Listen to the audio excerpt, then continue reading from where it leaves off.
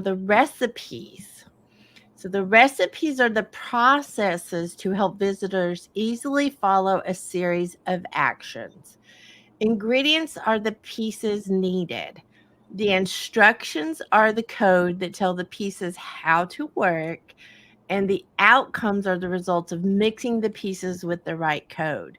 So I'm going to say the ingredients for the beautiful cake I want to build, we need all the ingredients. If we leave out the flour, the cake won't turn out well. If we leave out the sugar, it won't taste well. So think about how you need all of those ingredients. The instructions are you don't put it in the oven before you mix it up. So you mix it up. Here's the way you put the cake in the oven after it's mixed. Outcomes are the results of it.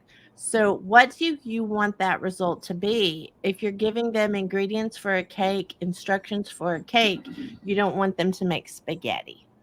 So, think about how the recipe works together. Julia, you have anything to add for my silly analogy? I love your analogies; they're great.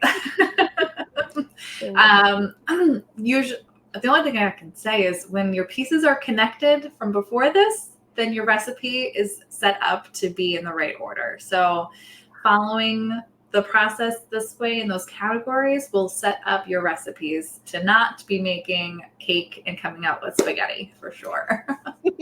That would be very gross, I'm just gonna say. That would hurt my feelings if I was looking for cake and got spaghetti instead.